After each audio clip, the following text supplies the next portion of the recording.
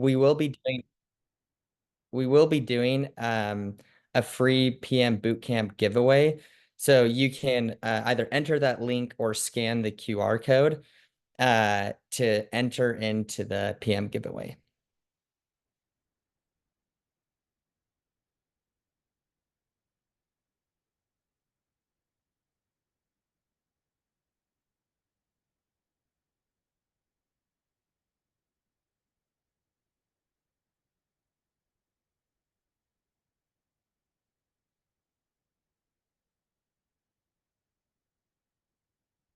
Okay, perfect. Let's get started.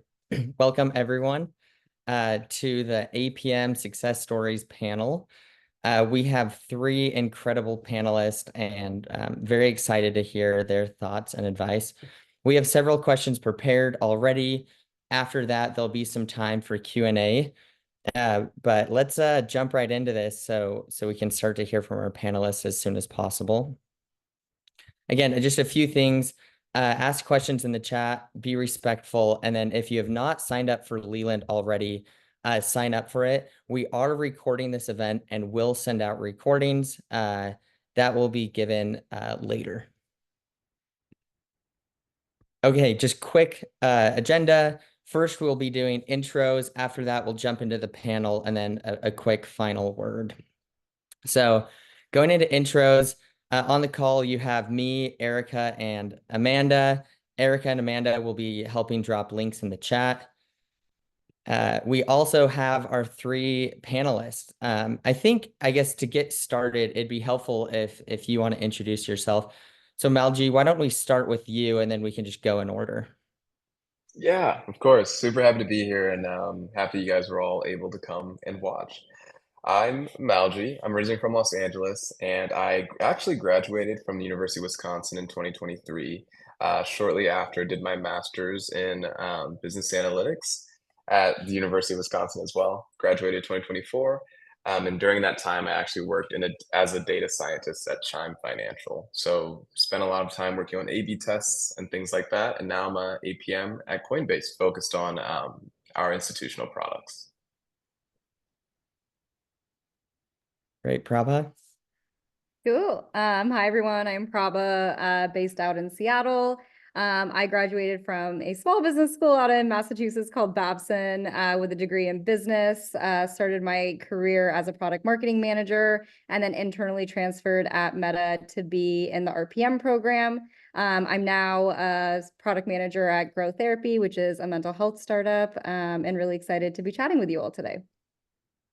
Awesome. And then Shashank, want to bring us home? Yeah, thanks, Mike. Hey guys, I'm Shashank. I am currently a second-year APM at LinkedIn. I was born and brought up in San Jose originally, went to school at UCLA, studied computer science there, did a few internships across software engineering, consulting, and product. And currently at LinkedIn, built generative AI products my first year, now working on our premium subscriptions team. Amazing. Great. So as we can see, three incredibly qualified panelists, and so really excited to hear some of their thoughts. So I guess we've now heard from our panelists. We'd love to hear from you. So if you could drop in the chat, where are you in the world and what are you studying? And then what's your favorite product? So just feel free to drop that in the chat.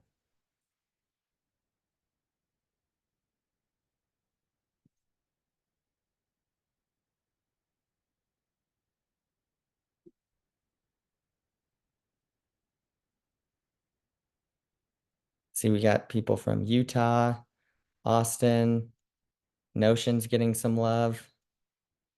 We got Boston, Columbia, Taiwan, New York. Fun. We do a lot of events on Leland, and this is usually my favorite part. You get to see how many people from all over the world are dialing in. Seen a lot of Seattle, New York. This is great. Okay, well, just a quick overview of Leland. Some of you have maybe attended several events from Leland. Some of you, this will be the first. So Leland offers kind of three primary things. The first will be one-on-one coaching. We'll talk about this a little more later, We believe that this is the most impactful, very personalized feedback, helping you achieve your goals. The second is cohort-based courses. Often very common goals, things like breaking into product management or breaking into consulting.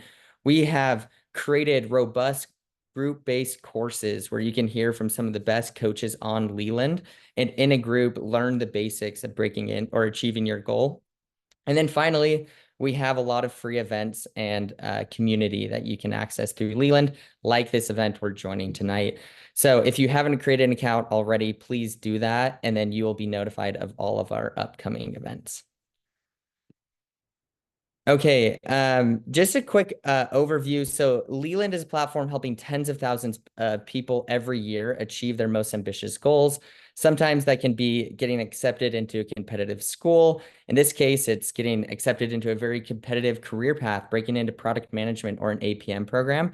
Or it can be very different, like executive coaching or career coaching, kind of anything you need to achieve your goals.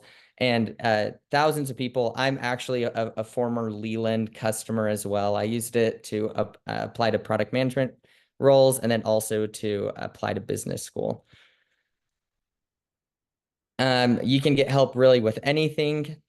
And then yeah, so let's jump right into the panel. So the first question I want to hear from our panelists is how did you land your role in product management? And I'd love just to hear about that experience, what was hard, how did you go about preparing, all of that. So let's go in the same order. So Malgy, if you want to start, and then we'll go Prabha and then Shashank. Yeah, definitely. I mean, I had had my sights on product management for, I think, since my senior year, and then didn't end up really recruiting fully until I was in my master's. But I started prepping, I want to say in July, before the real recruiting cycle. I started by reading Cracking the PM interview, started reaching out to recruiters on LinkedIn. That was really huge for me. Try to get connected with them early. And then from there, worked on getting referrals. And that actually helped me out at Coinbase, was able to get a referral there. And in terms of the actual process, it went getting a take home assessment, completing that, sending that in, and then it was straight to a final round, actually. Went through that. It's your basic product sense, execution, and culture fit. And then that was kind of the whole process. And it varies a little bit from each company that I went through. And then also did a lot of coaching to prepare for that. So actually, Prabha was one of my coaches for my interviews, which ended up working out really well. Cool. Yeah, really exciting to see your progress. On my side, like I mentioned, I was not applying out of college. I was already a product marketing manager at Meta, and I was trying to do an internal transfer. So I luckily was able to just sort of by default get that first round interview through the internal transfer process. But from there, it was fully based on my performance in the mock interviews. And I have to say, I always tell my people who I coach on this is that, like, even when I first started doing mock interviews, I was absolutely horrible at them. I remember the first time I ran one with one of my coworkers at Meta. She gave me a lot of really intense, brutal feedback, which I needed to hear. But I spent a lot of time practicing and prepping. And ultimately through the Meta RPM process, that's basically a product sense and execution the first round, and then a product sense execution and a behavioral question in the second round. Ended up going well and getting the offer, and it was great, but a lot of prep and stress, which I definitely empathize with for people trying to navigate that as well. I'll go next. So how did I land my role in product management? I mentioned before, I did a few positions in software engineering and consulting, and at a startup I was working at, I started following around the PM there a lot, and I was really curious about the questions they were asking and the problems they were trying to solve. And so by following them around persistently, they encouraged me to try out product. And so I kind of wanted to find something in a space that was similar to what I was working in. I was in fintech at the time, so I founded a company that I really was interested in the fintech space, found a PM there I had a second degree connection with, and pretty much just like relentlessly followed up with them for a while, like sharing interest I had in what the product or the company was building. Eventually got connected with a recruiter, and through those interviews, honestly, that first round of prep, I think I could have done a better job. I think I relied very heavily on just reading things that I found online. I didn't take part in any coaching from experienced PMs. I managed to land that first role, but when I went to LinkedIn, I definitely took part in some more informal coaching with a few other peer mentors that I had found, and that really drove the offer home for me, I think, when I was applying for APM programs my senior year of college.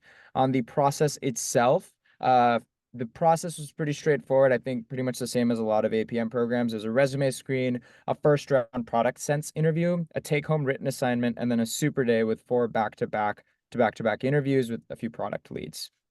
I hand it back to you, Mike. Yeah, that's great. I loved hearing your guys' experience. So I think this next question feeds into it really well. So APM programs are extremely competitive. You each mentioned the different types of interviews you went through. I know those interviews are really hard. And a lot of times these companies are evaluating hundreds or in some cases thousands and for the most competitive, tens of thousands of applicants. And so what can someone do to stand out in this process? Why don't we start? Why don't we just do yeah, Malgy, if you want to start and then let's see how time's going and we can move from there. Okay, yeah, definitely. I love this question. So, of course, a referral always helps, but not everyone can get one of those, right? So, what I always tell my clients is that you need to have a kicker. And so, what does that really mean? I like to think of there being, 3 main pillars of product management, one being design, one being engineering, and one being data.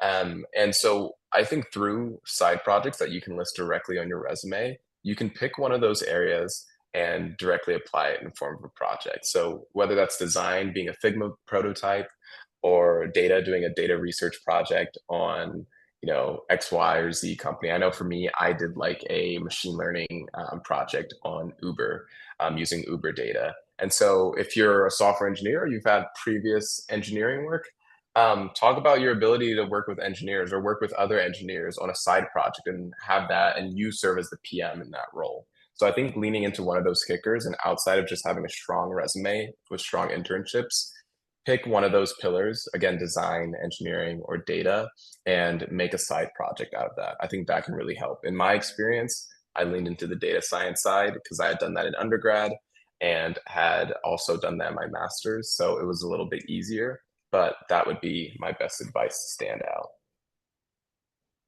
Great. That's really helpful. Okay, Prabha, why don't we hear from you and then jump to the next question and Shashank can answer that one. Sure. Yeah, totally agree with all of that. The other thing I would add is that I think oftentimes when people are evaluating moving into product, a common thing I hear is, well, I have no product experience. Like, how can I do this if I have no prior experience? And I think it's important to take a step back and think about like, really, what are the skills that you need to be successful as a PM? It's, collaborating with people, resolving conflict, identifying problems and solving them. And those are typically things that are actually infused in a lot of different jobs. While your title might not be product manager, but those are really skills that are inherent in a lot of different roles that are out there. And so a lot of the work that you have to do through the application process is thinking about how do you reframe your current experience in a way that really highlights those core skills that you probably have to begin with. So that would be the other piece I would add as a consideration. Yeah, that's so good. I think you both touched on this, but everything I've seen with my clients is as soon as you get the word like product manager or co-founder on your resume, it's a massive unlock in terms of getting the interview. And then during the interview, having side projects to talk about is like the most important thing. I remember when I was trying to break into product, I just like started a little side project with my friend. And like then it immediately changed like how willing companies were to interview me. That's great feedback. Okay, let's jump on to the next question. Shashank, why don't you answer this one? What do you think are the most important skills for an inspiring PM? Yeah, it's a great question. And I mean, when you think about the product management role, I think a lot of folks here are probably aware, but you are kind of a jack of all trades. There's so many things you're touching. There's so many different skills that you're going to be developing and learning, etc. But I actually think the most core fundamental thing for you to be doing to get exposure to those skills is what Mike just mentioned, which is building. And if you're not building things on the side and like exploring your natural curiosity and tenacity to build things, you're not going to get exposed to all the different skills that come with it. And you could over optimize and try to write queries and be really analytical about stuff and all that. But really, building is what's going to give you the meat of what it means to be a PM. And there's a few like, and this isn't like a sponsored ad, but there's a few good LinkedIn learning courses that talk about that, where there's no like skill set of like list of skills to check off to be a great PM, but building is at the core of it. That being said, like we can get more tactical with some specific skills that I think are very core to the job. The first of which is written and verbal communication. I thought I was a great communicator going into my PM internship. I found out that was not the case, and I was definitely subpar. So I think no matter how great you think you are at communicating, there is always improvements to be made, and always play yourself back. And every time you hear someone who's a great communicator, ask them what they're doing differently, ask them to listen to you speak, play them back, and learn from them. A couple others I think are important is first principles thinking, which is like when you're breaking down a problem, you're given a very complex problem as a PM, we're given a lot of ambiguous situations. So how do you break that down into like, okay, what's the most important problem that exists here for us to solve? And then going back to communication, how do I communicate that out to people? So that aspect, I think you don't really learn in school, and like you only really learn it on the job unless your brain is naturally wired that way, which mine was not. So I encourage that as well. Last thing I'll mention is also analytical thinking, which I mentioned is like you'll learn that through building, but just thinking about why things exist the way they are. Like why did Instagram release this feature? Like what does this ladder up to? Like why do they care about investing in that feature? So that's probably the core things, building being at the center of everything, but communication, first principles thinking and analytical thinking being on the around that horizon as well. That is so good. I love the idea of sometimes it just takes building. Prabha, I know you've been on several of these PM panels, and you've always been a big advocate of clients need to build, and that's the best way they're going to get exposure. So if someone's on this call and they're thinking to myself, I know it's important to build, but I don't know necessarily what to do or how to get started, what advice would you give to them? Yeah, I feel like this is advice I give a lot, so I really resonate with it. And I think it's really important to lean into something that you inherently really care a lot about.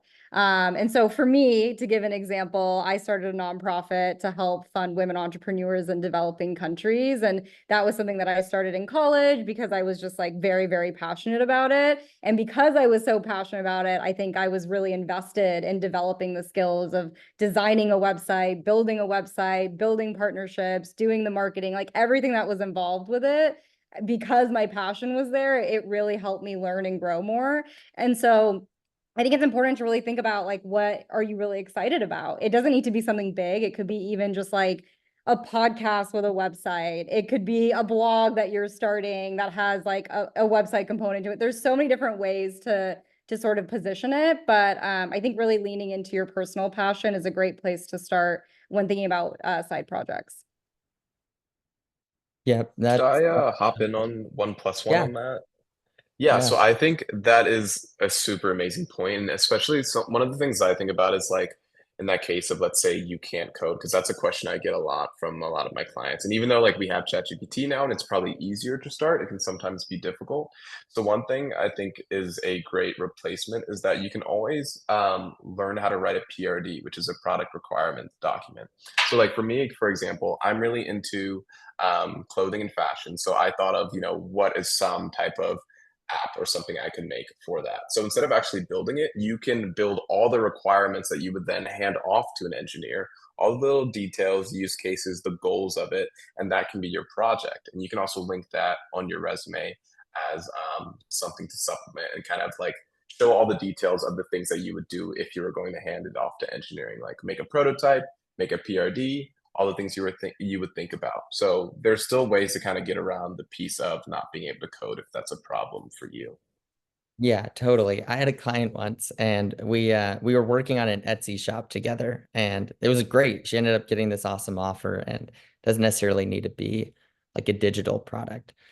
Okay, so we actually have been getting some questions in the chat. So maybe I'll slightly alter this one, but just in general, like how should someone be approaching this process? On one side, like how do you track APM roles? Like how do you know where to apply? And then once you're getting interviews, how do you go about preparing for them and make sure that you're in a good spot? Shashank, why don't you start us off, and then if anyone else wants to pitch in, we can. Yeah, for sure. So I guess the first part of the question was how do you get started in tracking all of these roles? I think the most important thing with PM roles is the numbers game is difficult and the numbers game is against you all the time. Right? Even like applying for any job in technology is difficult. But if you just look at the numbers on any team, it's like 10 to 15 engineers for one PM. So that means the amount of roles they're hiring for are probably relatively around that ratio as well. What does that mean? Apply to all the PM roles that you can see. That's always my advice is like you apply to a variety of different PM roles and you apply to as many as you can because at the end of the day, if it's not a role you're super excited about, it's still great practice for you to interview with them. Tracking, I think tactically, I just had a spreadsheet in Notion where I was keeping track of things. So I think that's relatively straightforward.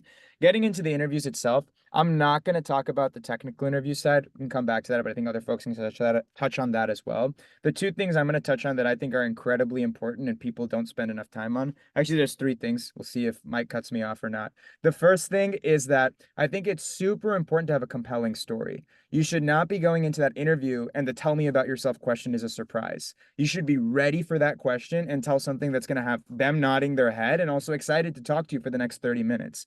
Why? Two reasons. One, they're going to be excited to listen to you when you go over the technical interview after they've had 4 hours of meetings. And then two, they're going to remember you after the interview as well.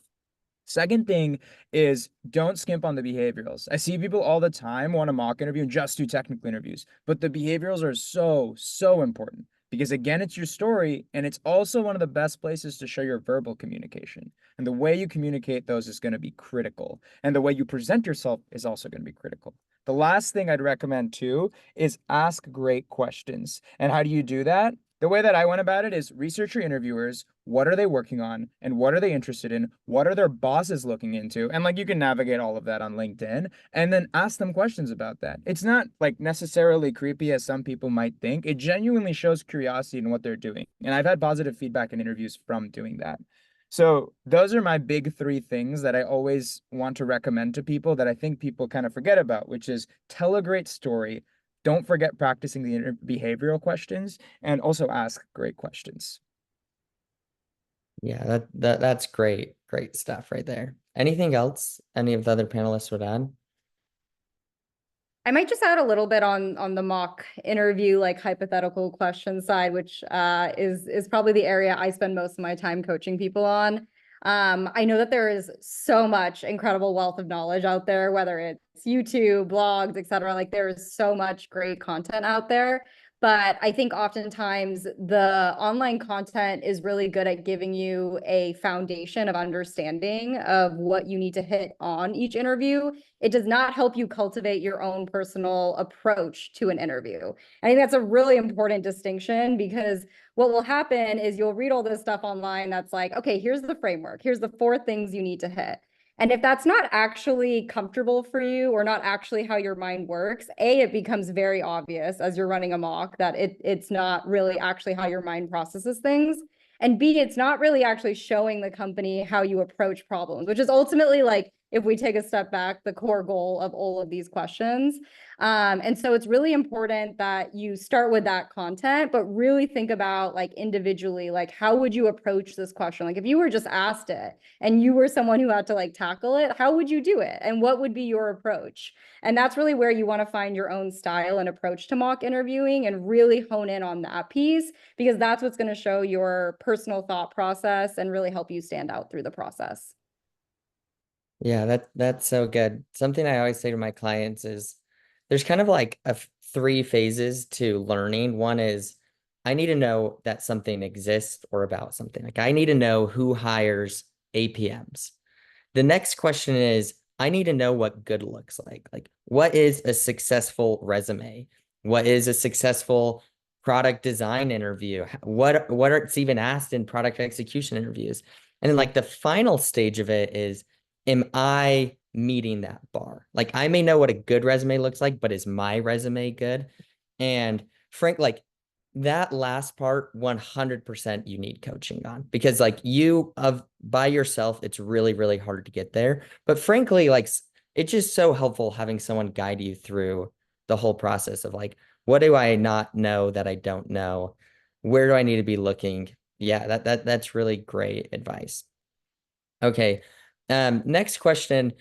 So, what are some ways, and we've already talked about this a little bit, but I kind of want to talk more because this is like one of the biggest questions we get. So, what are some ways aspiring PMs can gain relevant experience to build out their resume and get their foot in the door?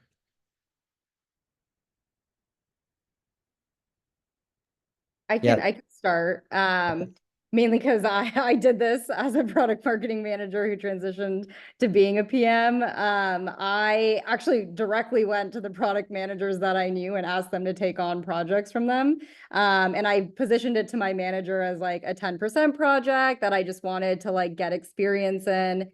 That's obviously something that requires some like relationship building, and you have to feel kind of close to your PMs to ask for that. But most PMs are heavily overloaded and have a lot of work to do. And so if there's a world where you can say, hey, let me take a first stab at it, you can totally take it over if I'm wrong or if I'm missing anything. But that's really the best way to get some experience and also validate that you like the role of product, you feel comfortable in it. There's so many benefits by just getting that experience early on.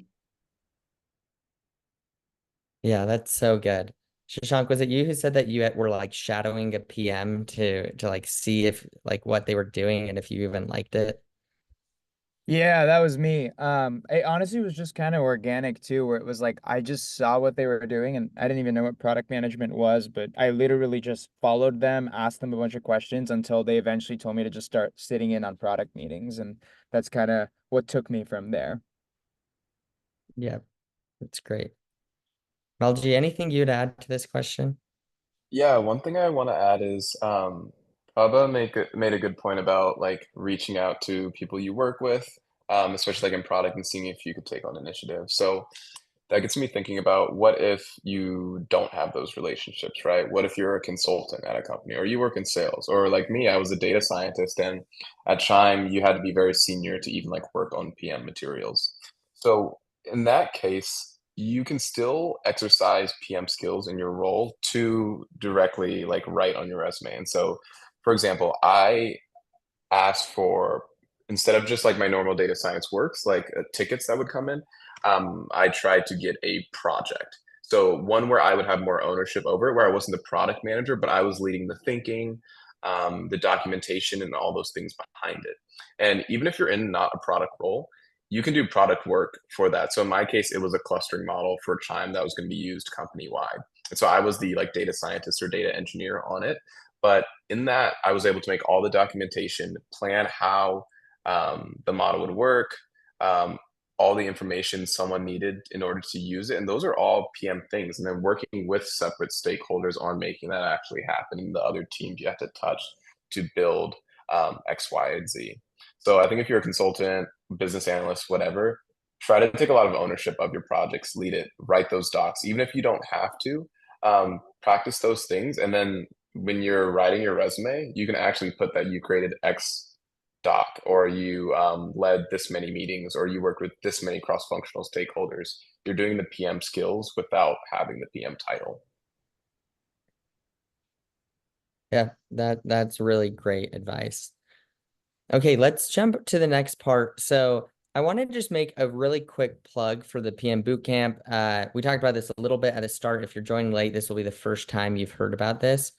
So something that we have seen repeatedly is we will do these big events, and often people will feel like it's not as tactical as they want. Like they want to see what does a great PM resume actually look like, or what are the frameworks I need to solve some of these difficult PM interviews. And so what we've done is we have taken expert coaches and had them specialize in one topic. And then we will cover, I think it's 8 different important topics in the PM recruiting process, and do an hour and a half deep dive in that one thing. And throughout the 8 sessions, there'll be a very comprehensive list of here's everything you need to know about product recruiting. We'll be starting it on January 20th, and it'll go through February 12th. Again, if you have not filled out this link, we'll be giving away free entry to the bootcamp. So do that there. Just to talk through like what are some of the things covered. There'll be a session on getting the interview, take-home assessments, product design interviews, what's your favorite product interview, behavioral, technical, analytical questions, execution, and then like a final ask me anything question where you'll go deep on anything that was missed in the bootcamp. You'll also be getting free access to Leland Plus, which is our content library of like hundreds of example resumes, take homes, video deep dives, and then you'll get a free coaching session as part of that.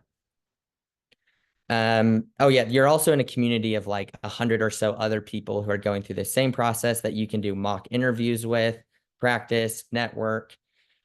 We believe the value is about $3,200 and it goes for about $699. So you can check that out. As we get closer to the deadline, the price raises. And so the earlier you book, the more you save. Great. So if you have not entered to win, you should for sure enter to win. Great. Okay. So moving back into talking like very tactically about PM recruiting. I know all of you have made mistakes yourself. Maybe some of your clients have made mistakes. So I want to talk about what are some of the common mistakes you see candidates make throughout the recruiting process? I could probably start on that. I think I mentioned a couple of them that I typically see. I think one of them I mentioned was like, don't skimp on the behaviorals. I think another one that's really core is a lot of clients that I mock interview, a piece that's missing is this like a level of enthusiasm. And it goes back to the point of think about the context in which your interviewer is interviewing you. Your interviewer has probably had a morning full of meetings. They're coming in with their brain in a totally different space than an interview mindset. And so when they're starting to interview you, it probably takes them a few minutes for them to actually be zoned into the interview. So your goal needs to be how do you get them into that interview zone and listening to you and taking into account what you're saying as quickly as possible. And so one of the best ways to do that is to show real enthusiasm. And showing enthusiasm can be done in different ways. Obviously, it's like curiosity, the way you speak, the volume, etc. There's a lot of like subjective ways to do that. But the point being, if you're not excited what you're talking about, your interviewer is also not going to be enthused enough to focus in and drill into what you're saying. And this goes beyond just the interview. I've found that like also working in product, a large part of your job is storytelling and rallying teams around you to be excited about what you're building. If you can't excite an engineering team that you're working with to build what you're proposing, then how are you going to have their trust? How are you going to have their belief that what we're building is the right thing? And so I think a common mistake I see is that candidates will come in and I'll mock interview them, and there's going to be just such a focus on getting the interview right, but there's a lack of like real excitement and like genuine energy when you're speaking to them. And I've been told that sometimes I can give off too much energy. So I think I have the opposite problem. But I do think it's very important to have a level of that in interviews. The second piece I think is overcompensate. And I think Prabha touched on this, but like it's important to not sound like a robot in your interview. And it's important to also try to get away from it being an interview. So what I mean by that is the best interviews are not interviews, they're conversations. And they're just like a brainstorming session between you and your interviewer. So how do you convert that interview into a conversation? That's a very, very important skill, because if you're just going through, I think it was the circles framework one by one, and it's just like you tell them, you ask them for feedback, then move on to the next section. It's not exciting to listen to you, and it's not exciting to interview you. My favorite interviews are when people engage me, or like I will prod them and see if they continue engaging me. And I think that really, really matters, because that's what helps you stick in people's minds. So two things that I went over there was one, enthusiasm, and two, making your interviews turn into conversations, thoughtful conversations, rather than just you speaking to them. Yep, that's great. Why don't we take one more answer and then we can move on. I can hop in there. I think Shashank did a great job. Like I completely agree with everything he said. That's super important. Like one of the most important things. And the other thing I'm thinking about is kind of before you get to the interview stage, because also a big point is the idea of getting referrals and getting your foot in the door, right? Because that's really difficult. And also, just speaking from experience, like in my Coinbase cohort, I think every single APM except for one got a referral. So those help your chances a lot. And so how do you get those is, like, funny enough, reaching out on LinkedIn. But one of the big mistakes that people make is how they reach out. Because you have to imagine, like, APMs, they get like so many connection requests a day. So one, you have to stand out, and two, be really kind in your message. Be short, be concise, and be kind. The second thing is, don't ask for a referral like right out of the gates, like in your connection message. When I tell you, like, actually most people do that, which is really surprising. And so just from what I've heard from other APMs and people who get DMs, that's often a turnoff. So make sure you're really thoughtful in the way you reach out. Try to actually get to know the person, chat with them, look at their profile, see if they worked at the same company as you or interested, or you like Wisconsin football and you see they went to Wisconsin, and put that in the message. Be creative and actually kind of what Shashak said on, like, make it a conversation, get on a personal level. Like, it's not transactional, just getting a referral, getting a job, if that makes sense. Yeah, that's really good. Prabha, anything you'd add? Honestly, I feel like both people covered it really well. So Yeah, I agree. Huge plus one. Also, this has already been said, but just remember that this is a numbers game, and and you need to be very proactive in order to make those numbers work. I've seen very often with my clients, this like perfectionism gets in the way of progress. Like they want to have the perfect resume and the perfect referral and the perfect everything. And so they're not applying to very many companies. And like you just shoot yourself in the foot doing that. Like you really need to be like investing a lot of time into this and really getting reps in. Okay, so talk a little bit about how you've worked with your mentees, your clients throughout the PM recruiting process. Where do you think you've been able to help people the most? cool. I can start. So I would say my specialty and focus is mock interview prep. That is really the core part of the work I do with a lot of people I work with on Leland. And oftentimes I really recommend bringing a coach in early in your process. I think it's really tough when you've done maybe like hundreds of mock interviews and you're right at the end and you bring a coach in and it turns out that maybe the way you were approaching your question or the framework that you had in mind isn't really hitting or landing well. And then you almost have to like undo the work that you've done to like build that habit. So I recommend working with someone sort of earlier on in the process. I think it's really good to have someone specifically focus on like one of each of the interview types, typically the product sense, the execution, and then some of the behavioral questions. That can also help you identify where you want to focus on more. So I have clients oftentimes who I'll do one of each with, and then they'll be like, actually, like the execution one is so tough for me. Like I want to do more reps of that. And it's really honestly fun for me because you kind of see people progress from maybe an area where they're really struggling to ultimately doing really well and landing roles, which is really exciting.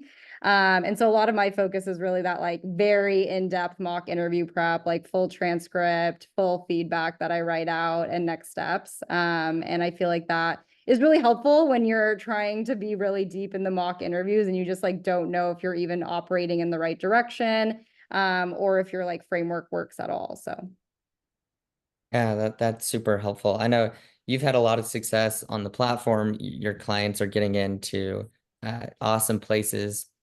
Malgy, I believe you worked with Prabha at one point, and so huge plus one. I guess if you just want to say in like 1 to 2 sentences, like why do you think those mock interviews are just like so critical for people to be doing?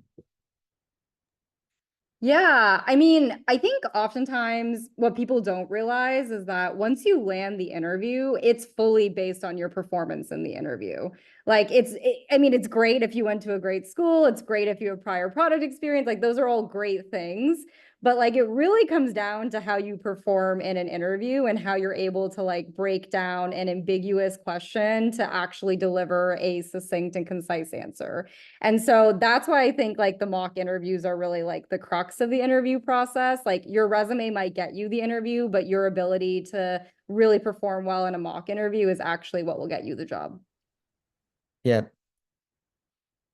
Malgy, Shashank, anything you want to add? One thing I can touch on, I feel like Prabha has done a great job of like the mock interview piece, and I think I agree that is 100% the most important part. Like you need to do really well in those.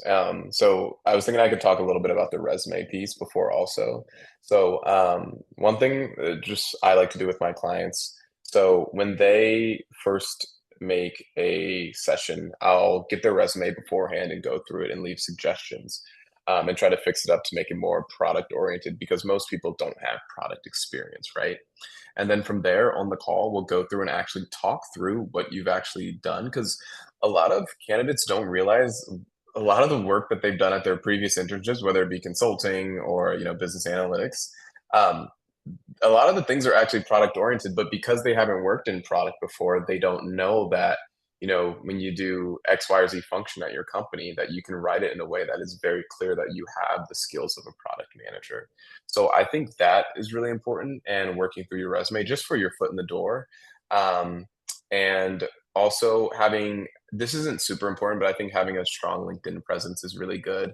A lot of recruiters use LinkedIn. So I know, I think Shashak could probably also talk a lot better than this, but I know there's like LinkedIn Recruiter that recruiters use internally. And one of the advice I got from recruiters was to make sure your LinkedIn is really strong because at certain companies, that's what they look at a lot.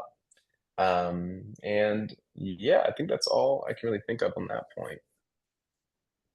Great. Yeah, that's so good on your point of tailoring your experience. I remember working with a client. She had worked at this ACT tutoring company, and she'd also worked at a um, beauty pageant company and was wanting to break into product. And those are two very non-product related experiences, but we were able to tailor like the curriculum development side and very much a product oriented role. And then like the beauty pageant, like the project management side of it and coordinating across a bunch of stakeholders.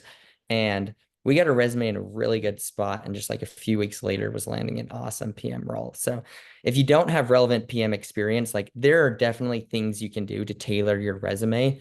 And you really got to care about it. I think I've been shocked at how often I see people come in like, yeah, this is the same resume I use for software engineering, data science, and product roles. And like, I don't know why I'm not getting any interviews. It's like, well, we got to like make sure we've tailored each one to the role. Okay, let's jump into the final question. And then it seems like there have been a lot of questions in the chat, so we can wrap up with some Q&A. So final advice to the audience. This is a really competitive and a really difficult process. What can you tell the audience on how they should be preparing, or what advice can you give them? I could start here. Oh, sorry. Go Yeah. ahead. No worries. Um, so I talked a lot about the behavioral storytelling. I think we talked about all aspects of the interview process. I think one piece that I found especially important is when you do your side projects, when you build things, when you get exposure to product management practices, you're going to get a sense of the things that you really enjoy. And when you get a sense of those things that you really enjoy that a product manager actually does, don't forget what those are and note those down. Because when it comes to your interviews, you should be focused on really bringing out those strengths that you enjoy and that you're good at very clearly. What do I mean by that? An example is when I was doing my first few internships, I realized an aspect that I really enjoyed was exciting the teams around me, storytelling, dissecting problem needs, and also thinking analytically when we were coming to what success metrics would you prioritize, etc. And so when it came to my interviews, I spent a ton of time like on those areas. And a lot of people will go with like the framework of like you spend X amount of time on like defining the problem, the user stories, the pain points, prioritize whatever, but really just change your don't have a specific framework in mind. Change your framework to what suits your strengths. An example is when I was interviewing with an APM program a couple years ago, I remember specifically honing in on the needs of the audience we were talking about for at least like 20, 25 minutes. And that turned into a long just conversation with my interviewer that made our interview go over by like 25 minutes. And it went fantastic, but we didn't even get to like the success metrics or like the solutions aspect that everyone expects to get to within like what the 30-minute time frame. And so when I leaned into my strengths and it was clear that these were the things that I really enjoyed and the interviewer could tell that too, it excited them, it kept them engaged, and we just had a lot stronger of a conversation. And not everyone's strengths are going to be the exact same. I've mock interviewed people who are super creative folks. And so when it comes to after identifying needs and brainstorming these solutions and these really amazing ideas, that's where they should spend more time. Because it's really identifying what is unique about you and what is that unique strength about you that you're good at, you can sell, and you love doing. And make sure that's a core tenet of your interview. You basically want them to walk away thinking about how good you were at that one thing. And so when you frame it like that, I think that is what's going to really separate you from the thousands of people who are applying. And I actually specifically remember in the LinkedIn APM program, them asking, what makes you unique for our program? And so if you know these things top of mind, one, obviously that question becomes easier, but also you can act on it and really use it to your favor to put yourself in the best possible position for your interviews. Yeah, that's so great. Thanks for sharing, Shashank. Okay, why don't we jump to Prabha, and then Malgy, you can bring us home. Cool. Well, my advice is really just like contextualizing the situation. Like this job market is very, very tough. Like just I feel like you all probably feel it. You have experienced it. And it is obviously very challenging to stand out in this market. And there's a lot of people looking for roles. So you really have to be very thoughtful and strategic about where you're spending your time. A lot of stuff that we talked about already in terms of investing in your resume prep and your mock interview prep is so important in terms of like foundational investments. The good news is that the prep that you do today will yield you dividends through the rest of your product career. The first set of prep I did to become a PM is something that I still use and reference today. It's very much like riding a bike. And so even though it is very challenging and time intensive in the moment, I think it is a really important set of skills that can be really useful for you throughout your career. Yeah, I love all of that. One thing I think is super duper important that people don't think about, and not to sound like David Goggins, but like for this, you need grit and you need to work hard. And so what I mean by that is that like for this process, you should be like if this is really your goal and this is the job you want out of college or to transition into, you need to be like living and breathing product. And what does that mean? Like, for example, for me, I was listening to, and this is outside of my actual prep. I was prepping and setting a set time to prep every day, every other day. But you should be listening to product podcasts. And so ones for that are like Lenny's podcast, Lenny's product podcast, How I Built This with Guy Raz, listen to CEO founders talk. I would do that on my way to my class every day. When I was at the gym on the treadmill, I watched Exponent product management videos. I watched it when I ate dinner instead of watching like, my normal YouTube videos. I ordered different product books outside of cracking the PM interview and used that as my free time outside of prep. And so also what this gets you in the mindset of making prepping just easy. It's kind of just a part of what you do. It's not something that you have to do. It's not something that is necessarily hard. It's just a part of your routine.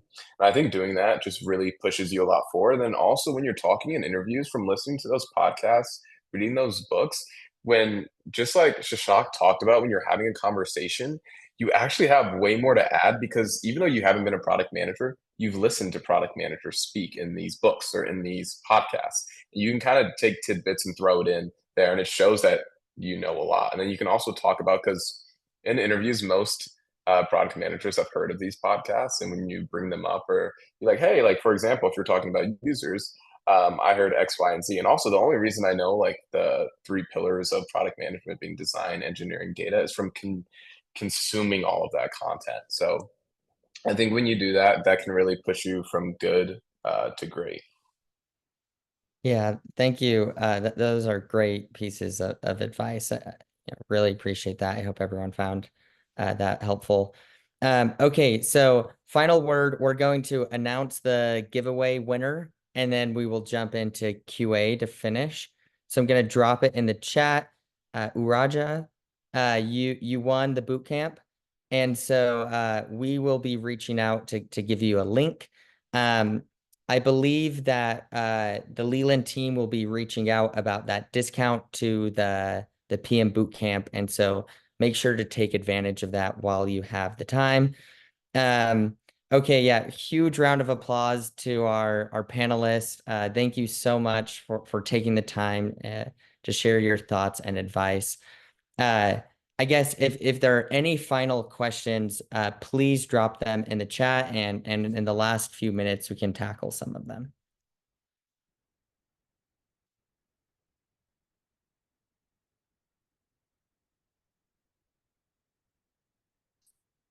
Okay, I guess one that we have gotten, why don't we start with you, Prabha, on this one? How do you go about asking for a referral without making it awkward? Yeah, I know some of us had touched on this a little bit, but I think, to start with, finding someone that you at least have something in common, I think is super important. It doesn't need to be like something major, whether it's, a common city that you were in, a common college, a common organization, like a common person that like any of those things can help, but something that shows that you did a little bit of research and you're not just like cranking out these LinkedIn messages to everyone that you can find, I think is super important to include in the message. I think also to Malgy's point, it's, being short, being concise, really asking for a short period of time. Most people will say yes to you if you ask them for 15 minutes of their time. 30, they might be like, I don't know if I have time for that. So really being thoughtful about that. And then I think if the conversation's going well, really just call it out, be like, hey, like, I'm really trying to land this role. I know that referrals are so important to this process. If you feel comfortable, would you be willing to do this for me? And of course, feel free to say no if you aren't. And just tackling it head on is really what I appreciate. Most of the time, if someone is like really kind and asks really thoughtful questions when they're talking to me, I really don't mind sending a referral in. It's important to remember that when someone refers you, they oftentimes get money for referring you if it works out. So yes, of course, like you are asking for something, but they do get something in return. And so I oftentimes encourage people to think about it that way, that it is very much like a two-way street. It's just about like making sure that that conversation is going well and just asking for it politely.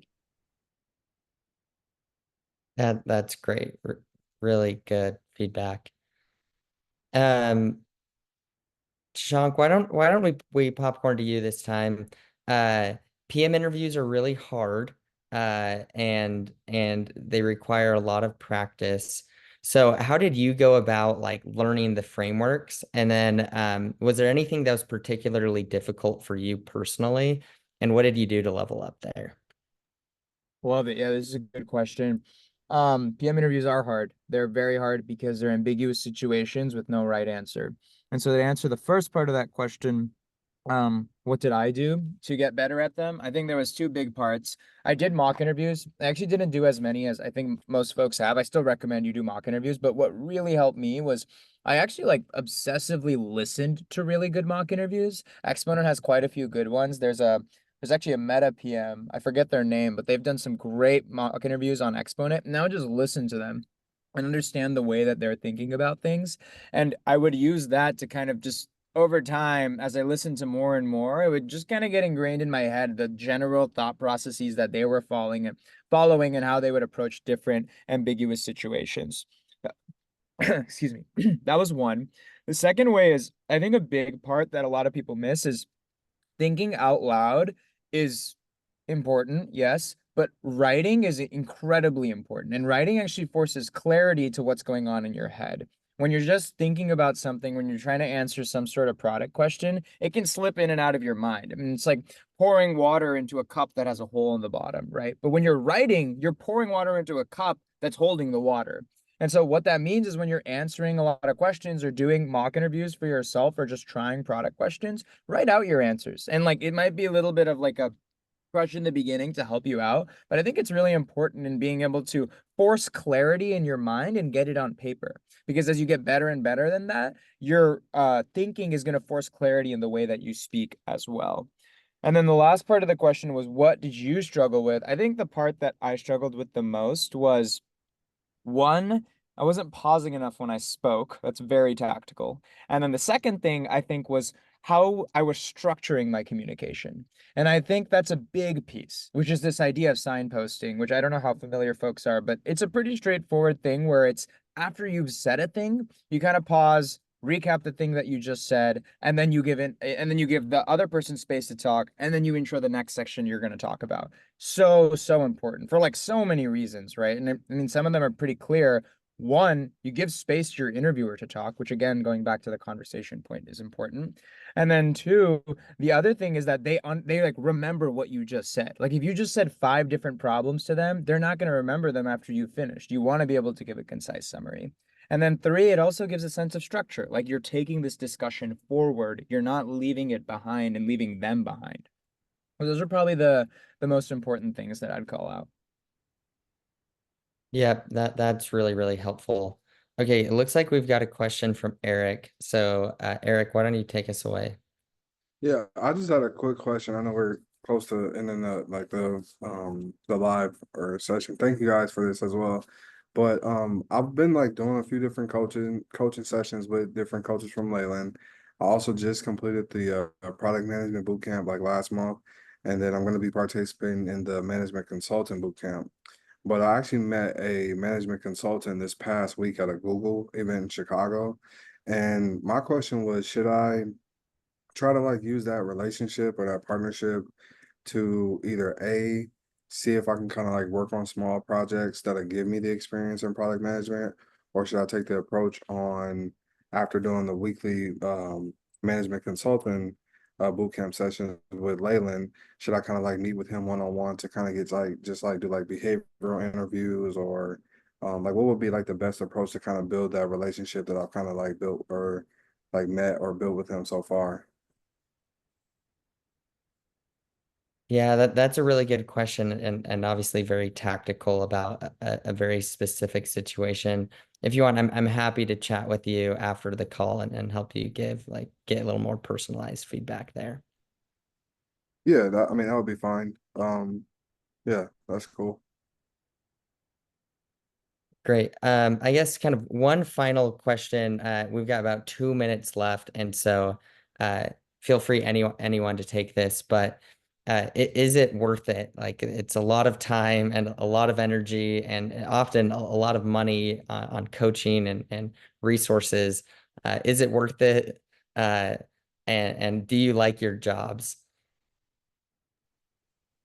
I can go ahead and start. I think it's definitely worth it for me. Like, I worked in data science for a year. I like spent a lot of time thinking I want to do data science, thinking I want to do engineering, wasn't really sure exactly what I wanted to do. Did data science for a year at Chime, which is a tech company. And originally my goal was just to switch into tech. And I did, and it was you get the free food and everything, and that's great. But it didn't have like the communication aspect that I wanted. And switching to product, one, the money, like I did coaching personally. I spent money on it and it was way worth it. Like you end up making the money back more than tenfold. So I think in that part, it's definitely worth it. And also I like love my job. Having had two, it's like night and day the difference. And actually, I would say I'm busier now than I was at Chime. It's way more fun. You get more ownership, you get more impact, you get to meet a ton of people at the company. And a lot of tech companies are product forward, so or product led. So you just have so much ability to take your career further and actually make things. So I would say absolutely. Yeah, that's great. Any final thoughts, and then we can wrap up? I can just add my 2 cents. I also tried a bunch of different roles, and one thing I will say is like I wouldn't expect to cross into PM and everything's all happy and it's like, life's great, you got a great job, great salary, and it's all easy. The job is not easy. The job is hard, and like that's what makes it so fun and challenging. And so I think a lot of people put the gold, the rose-tinted lenses when they see everything you get to do and get to own. But with that comes a lot more responsibility. So I don't mean to be the one saying it's not worth it. I 1000% think it's worth it. But I mean, it's not like it's easy. It's a really difficult job and there's so many different aspects to it, but that's what makes it exciting. And that's what's really important for you to convey that is exciting to you. Right. Yeah, that is so true and so awesome. Okay, Malgy, Prabha, Shashank, thank you so much for hopping on the call. Again, this has been so helpful. I know I've learned a lot. I know everyone has. If you have any last questions, you can reach out to them. We just dropped their links in the chat, and so you can go schedule a call. So thank you, everyone.